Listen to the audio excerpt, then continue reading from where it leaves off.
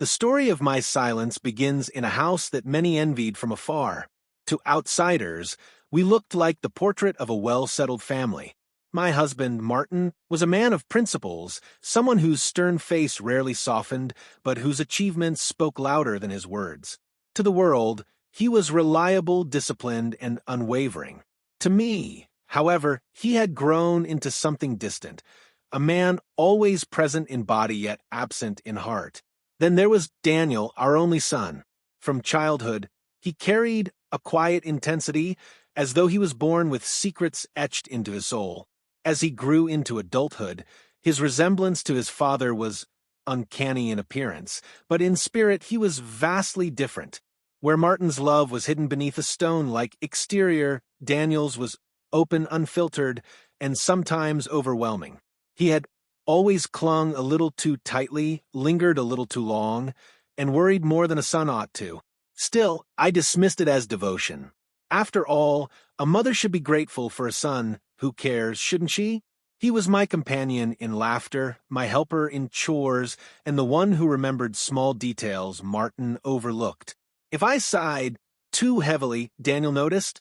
If I skipped a meal, Daniel reminded me gently. Those gestures filled a void I pretended didn't exist. Our dinners revealed more truth than words ever could. Martin sat at the head of the table, scrolling through his phone between bites, lost in emails and schedules. His silence wasn't hostile, just indifferent, a silence that grew heavier with each passing year. Daniel, in contrast, leaned forward, his eyes searching for mine, asking questions, listening intently, offering a presence that Martin had long abandoned. I often told myself it was nothing more than a son's kindness. Yet, there were moments, tiny flickers, that unsettled me. The way Daniel's gaze lingered, not as a child looking to his mother for comfort, but as a man searching for connection. The way his hand brushed mine when passing a dish, and how he didn't pull away as quickly as he should have. But I buried these thoughts. A mother is not supposed to question her son's intentions. So, I wrapped myself in denial, convincing myself that my imagination was weaving shadows where light still shone. At night, as Martin turned his back to me in bed, snoring softly, I would stare at the ceiling in wonder when exactly our love had gone silent. Loneliness crept in like a thief, stealing warmth, and leaving me with nothing but the echo of unspoken words. Daniel's attentiveness felt like the only flame left in a house that had grown cold. I told myself everything was fine, that family survived on routine, not romance. Yet beneath that fragile surface, tension simmered quietly. I should have seen the storm coming. I should have known that silence, when nurtured long enough, can grow into betrayal. What I didn't realize then was that the one person I trusted most would soon become the very reason my world unraveled. Loneliness has a peculiar way of bending one's judgment. At first, I told myself that Daniel's presence was nothing but filial devotion.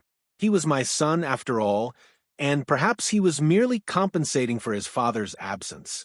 Yet, as days blurred into nights, I began to realize that he was filling a space Martin no longer cared to occupy. It started with conversations, harmless, or so I thought. After dinner, Martin would retreat to his study, leaving Daniel and me at the kitchen table with untouched cups of tea. We spoke about everything, his ambitions, my disappointments, the tiny fractures in our family life that no one else seemed to notice. Daniel listened with an intensity that both comforted and unsettled me. His questions were not careless. They were deliberate, as if he was mapping my soul piece by piece. I should have been wary, but instead I felt relief. To be seen, truly seen, was something I hadn't experienced in years. Martin's indifference had turned me invisible, while Daniel's attention illuminated every corner of my weary heart. It wasn't long before the gestures changed. He began complimenting me, not in the casual way children sometimes flatter their parents, but with a weight that lingered. "You're beautiful when you smile," he once said, his eyes fixed on mine, unflinching. I laughed it off, tried to dismiss it, but the words stayed with me, echoing long after he left the room. Then came the moments of silence between us, heavy and charged. A brush of his hand as he reached for a dish, his fingertips grazing mine just a second too long. A gaze that didn't shift away quickly enough. Each instance was small, almost deniable, yet together they built a truth I could no longer ignore. I found myself avoiding mirrors, afraid of what they might reveal about my own complicity. Was I encouraging him? Was my silence a form of consent?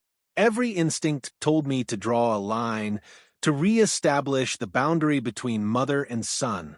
And yet I didn't. I told myself it was harmless, that I was imagining the depth behind his gestures.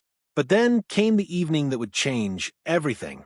Martin was away on a business trip, the house cloaked in a rare stillness. Daniel and I sat together in the living room, a film flickering forgotten on the screen. The air between us felt heavier than the silence itself.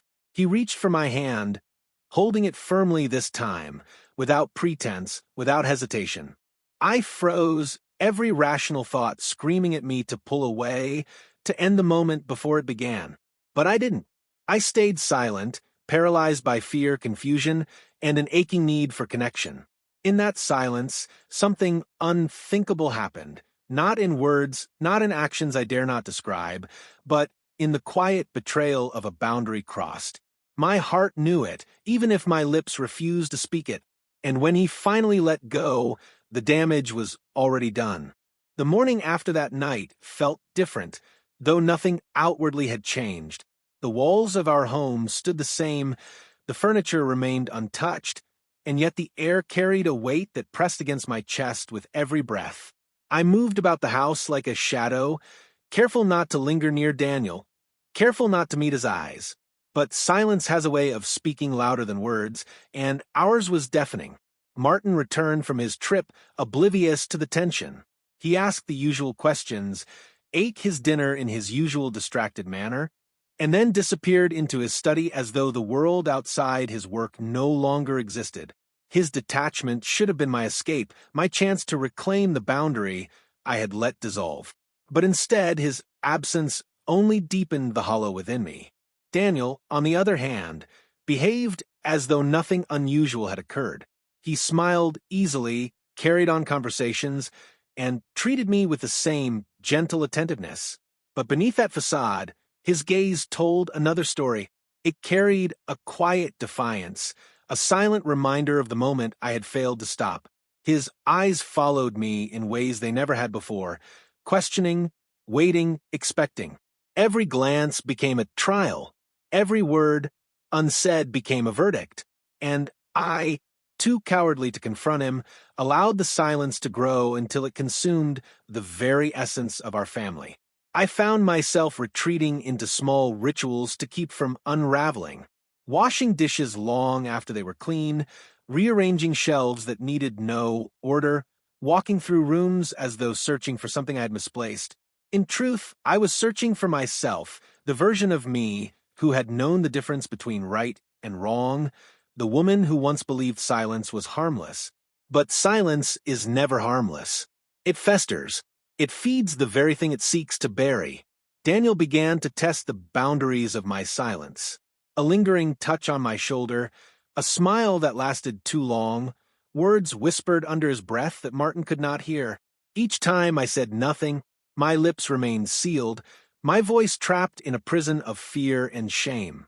I was terrified of speaking the truth, because once spoken, it could never be undone. Outwardly, our family appeared whole. Neighbors waved as we passed by. Friends commented on how fortunate I was to have such a devoted son. They saw what I had allowed them to see, not the quiet collapse happening within our walls. And the more others praised him, the deeper my guilt sank, pulling me into an abyss I could no longer escape. At night, when Martin lay snoring beside me, I stared into the dark and replayed that unthinkable moment over and over. The weight of it pressed against my chest until I could hardly breathe. I wondered how long I could endure this silence before it broke me entirely. What I didn't yet realize was that silence was not only breaking me, it was emboldening him. And soon, the quiet I clung to would force a confrontation I could no longer avoid. The silence could not last forever. Like water pressing against a dam, it swelled, with each passing day, straining the walls I had built around my conscience. It was only a matter of time before everything collapsed. The breaking point arrived on an ordinary evening, the kind that pretends to hold no significance. Martin was at home for once, his eyes buried in paperwork spread across the dining table. Daniel lingered nearby, his posture too casual, his gaze too fixed on me. I tried to pretend everything was normal, but tension coursed through the room like electricity waiting to spark. It was Daniel who ignited it. He placed a hand on my shoulder as he passed behind me, a gesture small enough to appear innocent, but weighted with meaning only he and I understood. My body tensed. Martin's head lifted at that exact moment, his eyes narrowing in confusion. He didn't speak, but suspicion flickered across his face like the first crack in glass. Panic surged through me. My silence, the shield I had clung to for weeks, was no longer protection. It had become a weapon turned against me. Every unspoken word, every moment I failed to stop, now threatened to shatter the fragile illusion of our family. That night after Martin went to bed, I found Daniel waiting in the hallway, his expression both expectant and unyielding. "You're not going to say anything, are you?" he whispered, as though daring me to prove otherwise. My voice trembled when it finally emerged. "This has to stop, Daniel. Whatever happened, whatever I allowed, it cannot continue." His jaw tightened, his eyes burning with something between anger and desperation. "You needed me," he said, "and I gave you what he never could." The words struck like a blade. They cut through the last of my denial, exposing the truth I had been too afraid to face. My silence had given him permission. By refusing to speak, I had let the unthinkable grow into something he believed was justified. For the first time, I did not retreat. I stepped back, putting distance between us, reclaiming the space that should never have been surrendered. "I was wrong," I said firmly, "and I will not stay silent any longer." The look on his face was a mixture of betrayal and disbelief, as though I had broken a vow I never meant to make. He turned away without another word, leaving me trembling in the quiet hall. The next morning, I confessed everything to Martin. My voice shook, my heart raced, but the words spilled out, the loneliness, the silence, the betrayal. His face paled as though the ground itself had vanished beneath him. He said nothing at first, only stared at me with eyes filled with disbelief and sorrow. I do not know what the future holds for our family. Trust, once broken, is not easily repaired. But I know this. Silence is not innocence. It is complicity. And my silence nearly destroyed us all. If there is one lesson my story carries, it is this: when faced with the unthinkable, speak. For silence is the heaviest betrayal of all.